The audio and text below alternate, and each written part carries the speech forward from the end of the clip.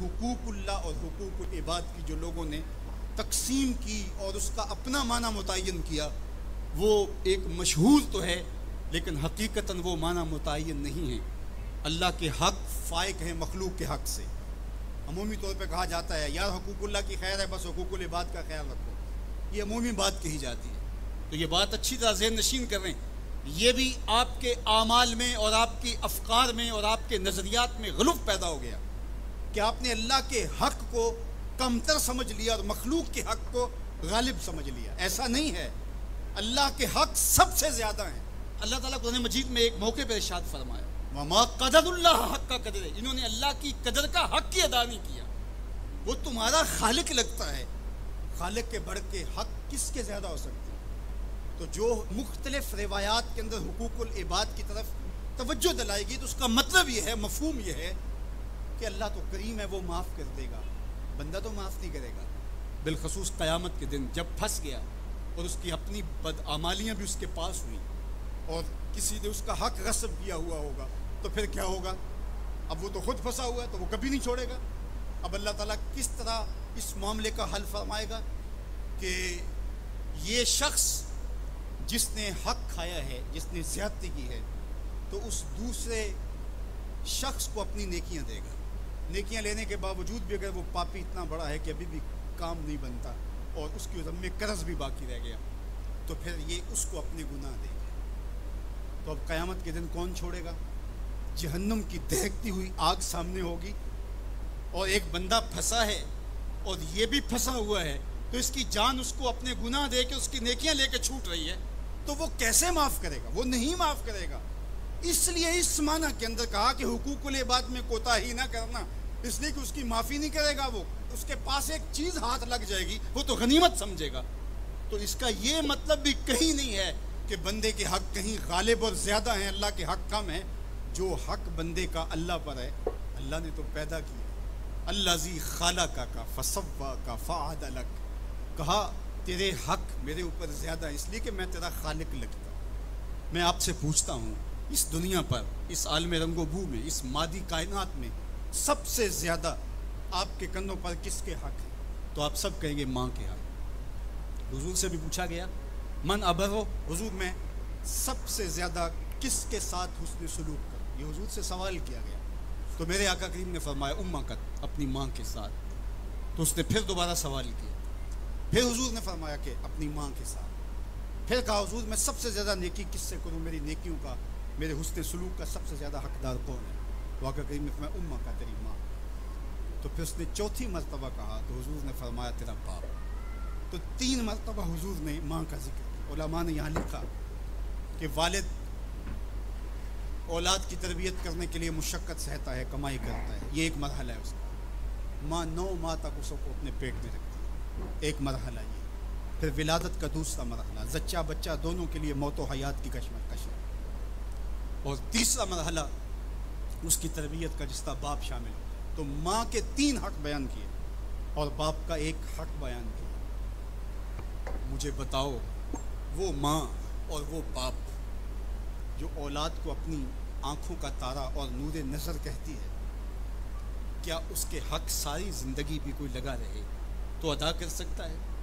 کسی نے کہا کہ میں نے ماں کو اپنے کندھوں پہ اٹھا کے حج کروایا اور موسم میں حدت اور گرمی اتنی تھی کہ گوشت کا ٹکڑا زمین پہ پتھر پہ ڈال دیا جاتا تو وہ بھن کے کباب بن جاتا، کیا میں نے اپنی ماں کا حق ادا کر دیا؟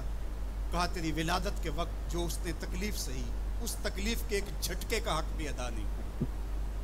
یہ تیری ماں ہے، کیا تو اتنی بے وفا ہو گئی ہے کہ اس ماں کی مرضی اب تیری مرضی نہیں رہی؟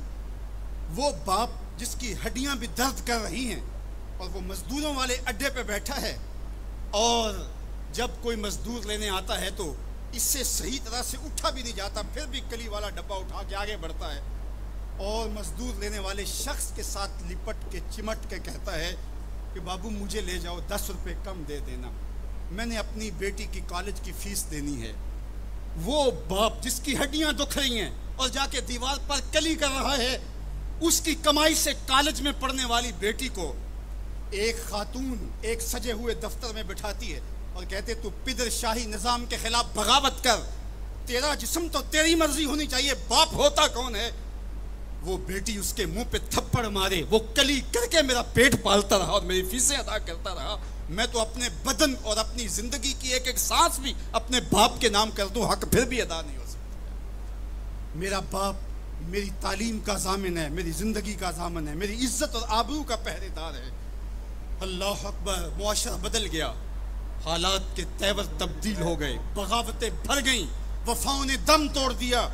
مغرب کی تہذیب سوائے تکلف کے اور کچھ نہیں ہے، اور چہرہ جو روشن نہ ہو تو کیا حاجت گلگونہ فروش، نئی تہذیب تکلف کے سوا کچھ بھی نہیں ہے۔ یہ مغربی تہذیب کی یلغار نے مرد آوارہ، بیکار و زن کمار باش کیا معاشرہ تخلیق کیا جا رہا ہے۔ میرے حضور کے غلاموں، آؤ ہم نے دین حضور سے لینا ہے، اور یہ سارے چونچلے اور یہ ساری مغربی وظیفہ خور تنظیمیں یہ دم توڑ کے رہ جائیں گی۔ اس کائنات کے اندر اور اس وطن کے اندر جھنڈا لہرائے گا تو محمد عربی کے نظام کا ہی لہرائے گا۔ ہم حضور کے دین کو کھڑا کرنے کے لیے اور حضور کے نظم کو غالب کرنے کے لیے اپنی زندگی کے ایک ایک سانس کو حضور کے نام وقف کریں گے۔ میری زندگی کا مقصد تیرے دین کی سرفرازی، میں اسی لیے مسلمان، میں اسی لیے نمازی، میری زندگی کا ایک ایک لمحہ حضور کے دین کے لیے، حضور کے نام کے لیے۔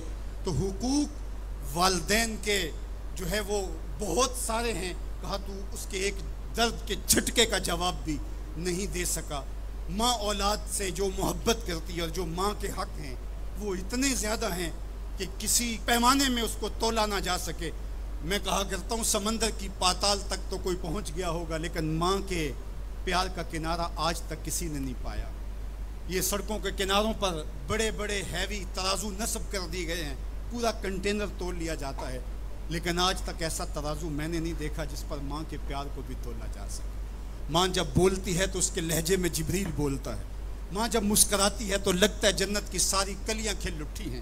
اللہ نے ماں کے سینے میں وہ درد، وہ درک، وہ محبت، وہ چاہت، وہ پیار کا جہاں آباد کر دیا کہ سید خورشید گیلانی نے کہا تھا کہ اونچے ہوٹلوں میں کھانا کھانے میں وہ سرور کہاں جو چولہے پر بیٹھ کے ماں کے ہاتھوں سے پکی ہوئی چپاتیاں کھانے میں ملتا ہے۔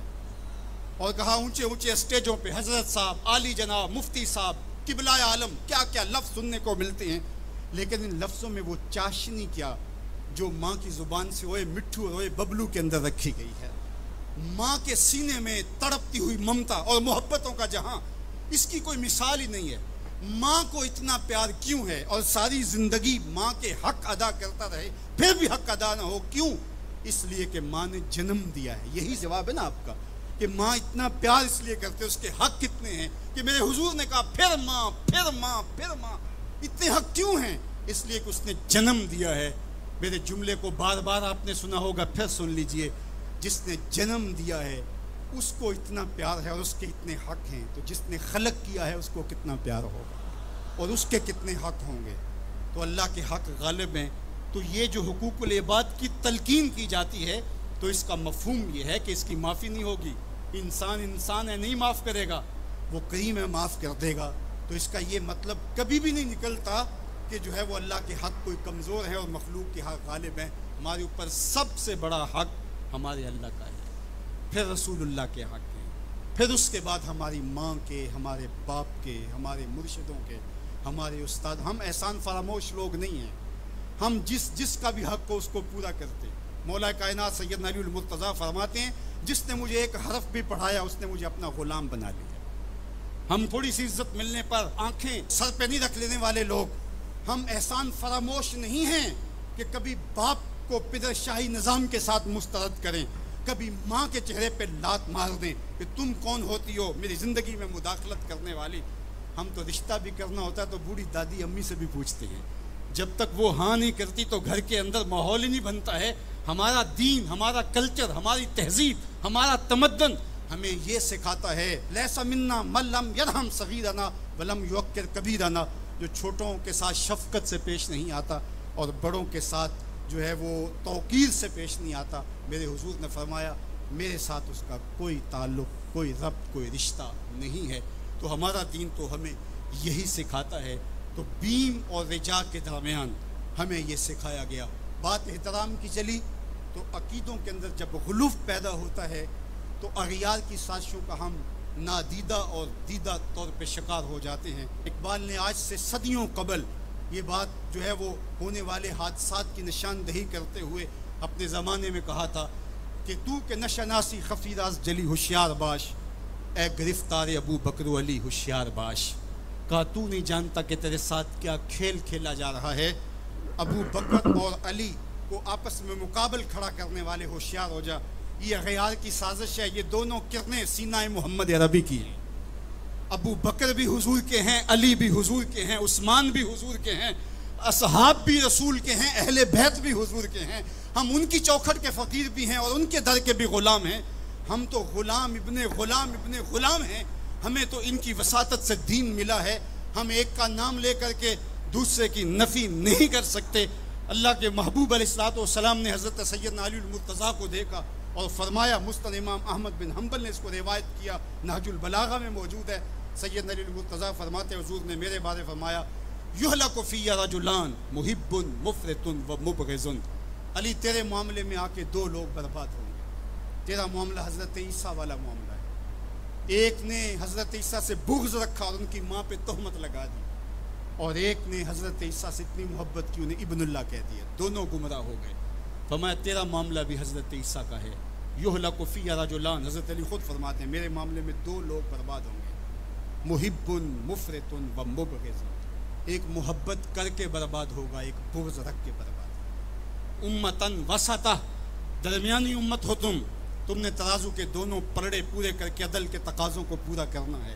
ایسا نہ ہو کہ علی کی محبت آنکھوں پہ پنٹی باندھ دے، تمہیں ابو بکر بھی نظر نہ آئے، تمہیں غارے سور کی بلندیوں پر اپنے کندھوں پہ حضور کو اٹھا کے لے جانے والا صدیق بھی دکھائی نہ دے، اور تمہیں جو ہے وہ دشمن کے آگے سینہ تان کے کھڑے ہونے والا فاروق بھی دکھائی نہ دے، اپنا سارا مال حضور کی راہوں میں خرچ کر دینے والا تمہیں عثمان نظر ہی نہ آئے، تم یوں اندھے ہو جاؤ. اور ایسا بھی نہ ہو جانا کہ علی کا نام لیا جائے تمہاری طبیعت میں بے چینی آ جائے، تمہارے چہرے کا رنگ بدلنے لگے، تم علی کا نام گوارا نہ کرو. جس علی کا ذکر بھی عبادت ہے، تمہیں ٹھنڈ کیوں نہیں پڑتی ہے، تمہیں تسکین کیوں نہیں ہوتی ہے؟ تو کہا نہ ادھر لڑکنا نہ ادھر لڑکنا، نہ تم گمراہیوں کا شکار. وَكَذَلِكَ جَعَلْنَاكُمْ أُمَّةً وَسَطًا، تم امت وسط بن کے رہنا، تم ترازو کے دونوں پلڑے برابر رکھنا. اور میں آپ کو امت وسط کے حوالے سے ایک ضروری بات وہ بھی بتانا چاہتا ہوں، اور وہ یہ کہ میرا اسلام، میرا دین امن کا دین ہے. قیام امن دین کے مقاصد میں شامل ہے. لیکن دوسری جانب اگر دشمن کی سرکوبی کے بغیر راستے نہ نکلتے ہو تو اسلام کہتا ہے گھوڑے تیار رکھو. اسلام کہتا ہے تمہاری تیغ براں اس کے سر کو کاٹتی ہوئی آگے بڑھ جائے، تم ان کے جوڑ جوڑ پہ مارو.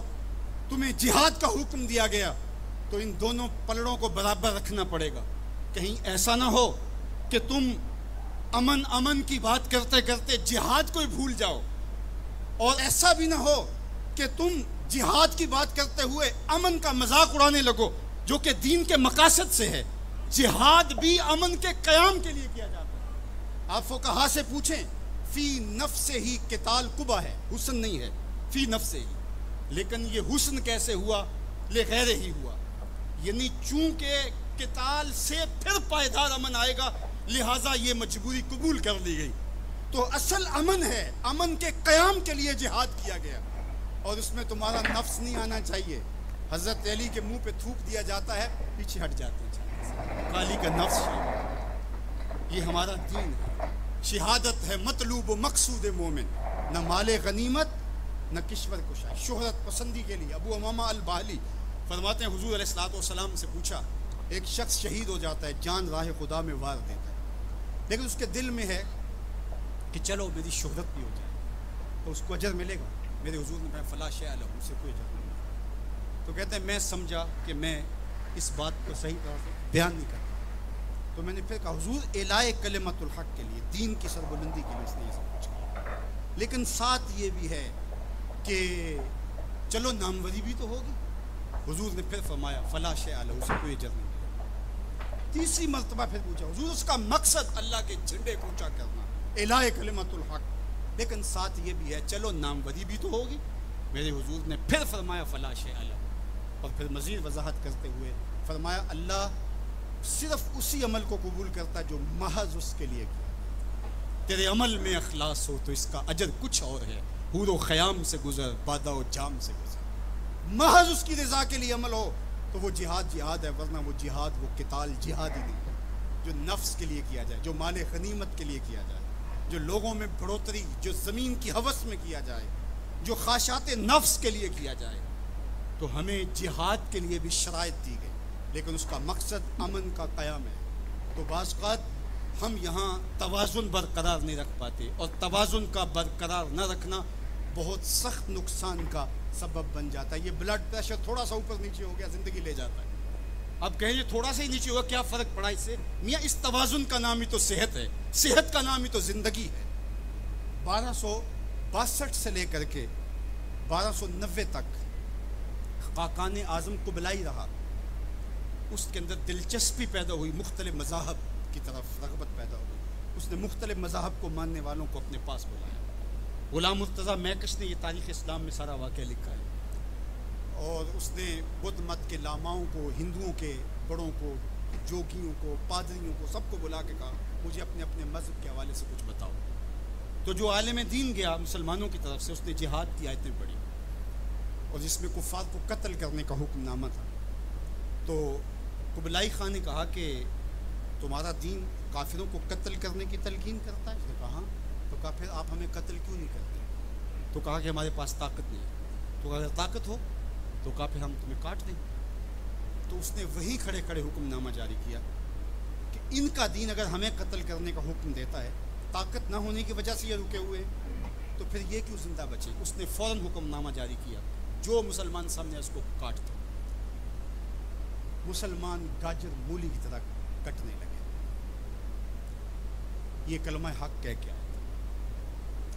اس دور کے صوفی بزرگ اور عالم شیخ جلال الدین علیہ رحمہ، پتہ چلا کہ یہ ایک عالم کی لغزش سے سب کچھ ہوا ہے. عالم کا پھسلنا عالم کا پھسلنا ہے. تو گئے جا کے بادشاہ کو کہا کہ بادشاہ کیا ماجرا ہوا؟ کہا تمہارا دین ہمیں قتل کرنے کا کہتا ہے اور ہمارے پاس طاقت ہے، پھر ہم آپ کو کیوں چھوڑیں؟ تو کہا صاحب وہ دین کی تعبیر کو سمجھتے نہیں تھے جنہوں نے آپ کو بتایا. حالت جنگ کے یہ احکام ہیں. عام دنوں کے اندر تو اسلام یہ نہیں کہتا، اور حالت جنگ کے اندر آپ بتائیے کون کسی کو چھوڑتا ہے؟ لیکن میرا اسلام پھر بھی بچوں کو چھوڑتا ہے، پھر بھی خواتین کو چھوڑتا ہے، مذہبی رہنماؤں کو چھوڑتا ہے. اس نے کھڑے کھڑے حکم نامہ جاری کیا کہ جو کٹ گئے ابھی تلوار نیام میں ڈال لی جائے. تو صاحب جب تک عدل نہیں ہوگا، جب تک آپ یک سیر علم را دامن عقل باید، ایک سیر علم کے لیے 10 من عقل چاہیے. اگر آپ ترازو کے دونوں پلڑے برابر نہیں رکھ سکتے تو تمہیں تولنے کے لیے بٹھایا کس نے؟ میرا رب کہتا ہے وَكَذَلِكَ جَعَلْنَاكُمْ أُمَّةً وَسَطًا، ہم نے تمہیں امت وسط بنایا. ترازو کے دونوں پلڑوں کو برابر رکھنا، دونوں پلڑوں کو جھکنے نہ دینا. اللہ کے محبوب علیہ السلام نے دونوں پلڑے رکھے. المومن غر کریم، مومن سادہ مزاج ہوتا ہے، بھولا بھالا سیدھا سادہ ہوتا ہے. اللہ اکبر. اب مومن کا سیدھا سادہ ہونا یہ کہیں ایسا ہی نہ ہو کہ لوگ اس کو دعوے لگاتے رہیں. کہا فطرتاً تو ایسا ہی ہوتا ہے، اس کی طبع ہے کہ وہ اعتبار کر لیتا ہے. لیکن دوسرے مقام پہ کہا بیلنس بھی کر لو. میرے حضور نے ارشاد فرمایا لا یلدغ المؤمن من جوہر واحد مرتين، مومن ایک ہی بل سے 2 مرتبہ ڈنگ نہیں کھاتا. اگرچہ وہ چالاک نہیں ہے لیکن زیرک ضرور ہے، اگرچہ وہ مکار نہیں ہے لیکن بصیرت کا نور اللہ نے اس کے سینے میں رکھا ہے. کہا اس کی فراست قلبی سے ڈرو، وہ اللہ کے دیے ہوئے نور سے دیکھتا ہے. اس کو اللہ نے چراغاں دی ہے، اللہ نے اس کو روشنی عطا کی ہے. عمومی طور پہ کہا جاتا ہے یہ دنیا والے ہیں، یہ دین والے ہیں، اور یہ 2 تقسیمات کر دی جاتی ہیں. یہ تقسیمات ہمارا دین ہمیں نہیں سکھاتا.